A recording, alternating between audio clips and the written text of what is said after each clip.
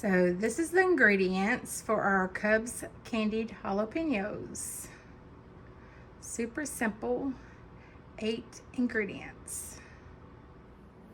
Okay guys, you will want a big pot. I love this pot. I got it on Amazon. I'll try to add a link to this eventually when I get the hang of this. I'm new at this, and I want to remind everybody, this is my home. I want to welcome y'all to my home. We're making the Cub Candied Jalapeños, what we call them. It is big stock pot. We're going to add apple cider vinegar, 4 cups. We're making a double in the recipe. It's only going to call for 2, but we're doing the double. We're going to do 4 cups because we have a big pot of apple cider vinegar. We're doing 4 cups of sugar, just granulated sugar. We're doing 4 cups of brown sugar. So let me talk about the spices for a minute. I've already mixed them together, so I'm gonna go ahead and pour them in here. Make sure I get all of them in there. Kind of stick to my bowl a little bit. I buy my celery seed, and especially like the turmeric at the Amish market. Always a really good deal. And then sometimes I'll buy the garlic powder and the cayenne pepper and things like that, and just refill into these instead of having these bigger things in my spice drawer. But it is a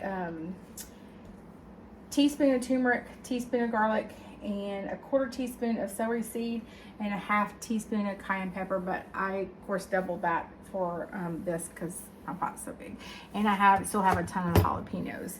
So this is just one bowl, and I had a handy assistant wash these and cut them up for me. So we're gonna bring this to a bowl, and then we'll come back to show you the next step.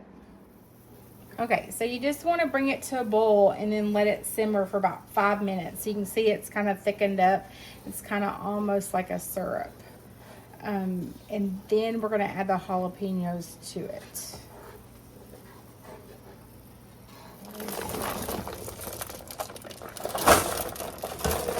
The jalapenos, we have them late here in season, so we still have a ton.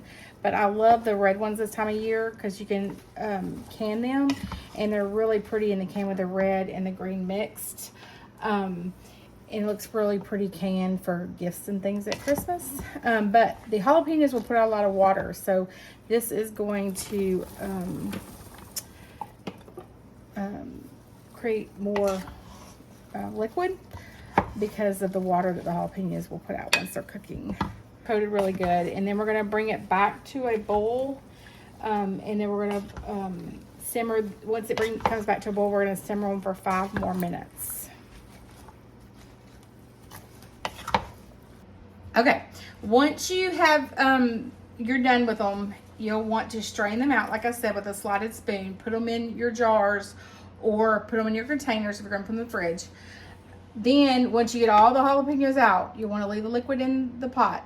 Bring the pot back to a bowl and let it simmer, boil, like just watch it. You'll want to keep stirring it for about 8 to 10 minutes. What you're doing is you're cooking that water back out of your syrup. It creates so much water.